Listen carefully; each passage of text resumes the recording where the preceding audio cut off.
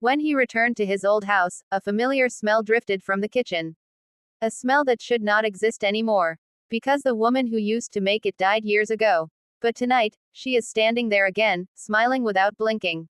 What really happens when the past refuses to stay dead? The smell hit him first.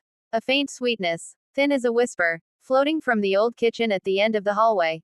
He froze. His fingers tightened around the wooden banister. The air felt heavier than before. He took one slow step forward. The floorboards groaned under his weight. He hated that sound. It reminded him of nights he tried not to remember. He inhaled again. That scent. Warm sugar. Burnt edges. Just like the way his mother used to make cookies on winter mornings. But she was gone. Gone for years. The house had been empty for so long. Yet the smell grew stronger. Like someone was baking right now. Fresh. Hot. Alive. His chest tightened. He moved closer. His heartbeat thumped inside his ears. He could almost taste the sweetness on his tongue. Another step. Another groan from the wooden floor. He reached the kitchen door. It was slightly open. A thin glow leaked through the gap. Soft light. Flickering. As if candles were lit inside. He pushed the door gently. The hinges whined. He hated that sound even more. He expected darkness. Silence. Dust. But the kitchen looked different. Cleaner. Brighter. A pot simmered on the stove. Steam curled upward like pale ribbons. He smelled cinnamon. Milk. Sugar melting into warmth. He felt a tremor in his hands. His mother used to make that exact recipe. He swallowed. His throat felt dry. His eyes scanned the room. Someone had set the table. One plate. One spoon. One glass of water filled halfway. All placed with careful precision. Just like she used to do. His breath shivered out of his lungs. He stepped closer to the stove. The pot bubbled quietly. The familiar scent wrapped around him. It felt comforting. But wrong. Deeply wrong. He reached for the lid. His fingers touched the warm handle. His hand shook. He lifted the lid slowly. Steam rushed out and brushed his face with soft heat. Inside the pot was the same dish his mother made every Sunday. Exactly the same color. The same thickness. The same smell. He stared, unable to move. A faint sound drifted behind him. A soft footstep. Light. Delicate. Right behind his back. He did not turn. He stood frozen. His heart thudded so hard it almost hurt. The air grew colder around his neck. He felt a breath. Warm. Slow. Too close. A voice whispered behind him. A voice he had not heard in years. A voice he never expected to hear again. A voice that pulled every memory out of the shadows. He clenched the lid tighter. He forced himself to turn around. His breath caught in his throat as he turned. His eyes widened. His mind refused to understand what he saw. The figure in front of him smiled. A familiar smile. But too still. Too perfect. Her hands rested on the old apron. The same apron she wore the day she disappeared. Her skin looked pale. Her eyes did not blink. And yet there was warmth in her face. Warm like a memory. Cold like something wrong. She stepped closer. The scent of cinnamon filled the space between them. He felt dizziness. His vision trembled. Her lips parted slightly. She whispered again. The same gentle tone he remembered. But something in the sound twisted the air around him. Something sharp. Something that did not belong to the living world. He took a step back. His heel hit the cabinet. He could not move further. Her smile widened. Too wide. Unnatural. The lights flickered overhead. The steam from the pot thickened. He felt the room tilt. She reached out a hand toward him. Slow. Steady. Unblinking. Her fingertips brushed the edge of his sleeve. The touch burned cold. He swallowed hard. He opened his mouth to speak. No words came out. Her other hand moved toward his face. That smile never faded. He felt his breath shorten. The cold spread through his arm. Her grip tightened. He tried to pull away. Her fingers held him with silent strength. The smell of sweetness filled his lungs until it felt suffocating. Her face leaned closer. Her eyes locked onto his. He felt the same childhood fear rise from the deepest place inside him. The same fear he thought he buried years ago.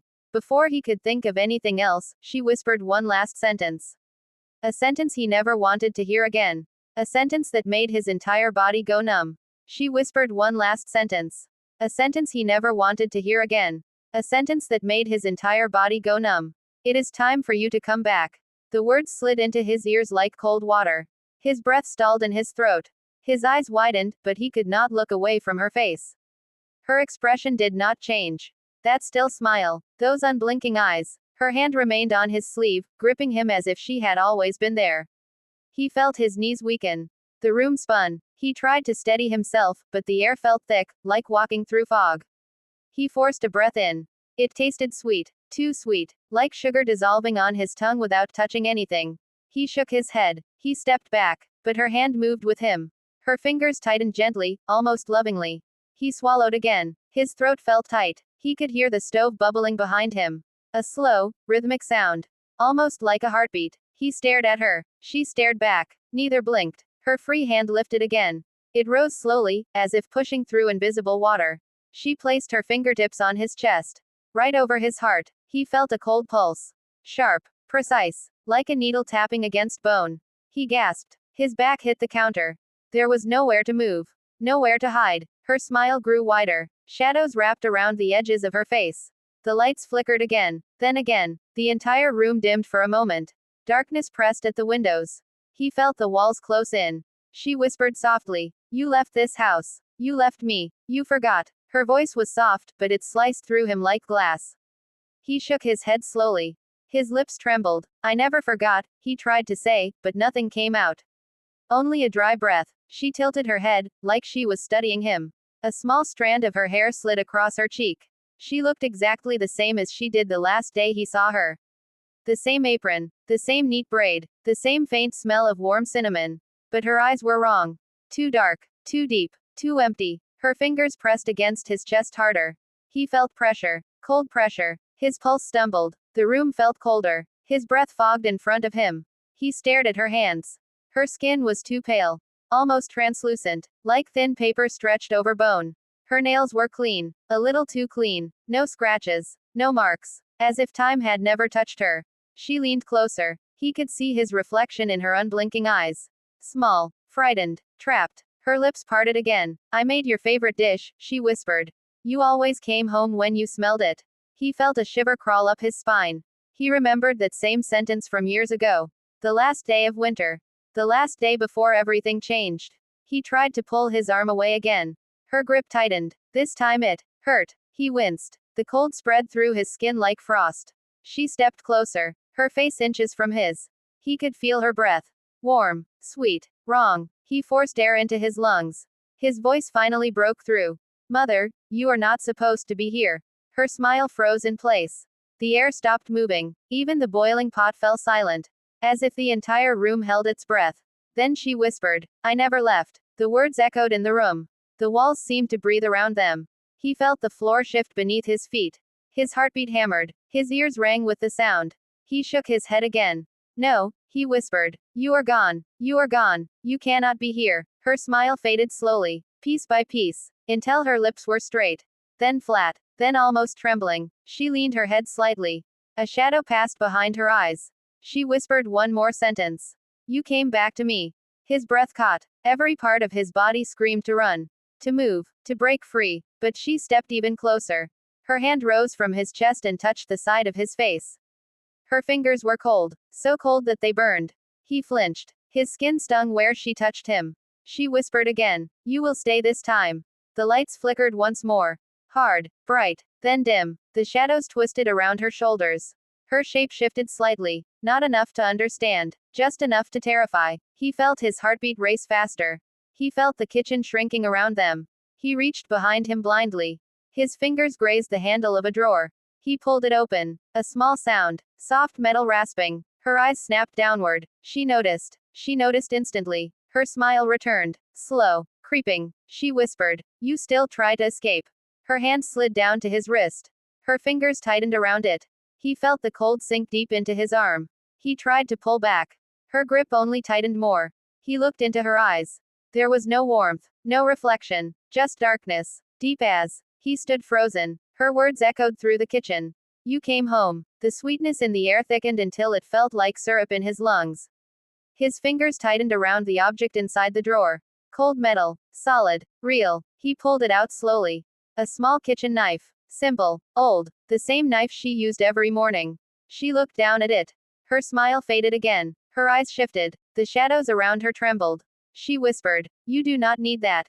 He swallowed hard. His arm shook. Her hand still held his wrist, cold and unyielding. He felt the frost crawling up to his elbow.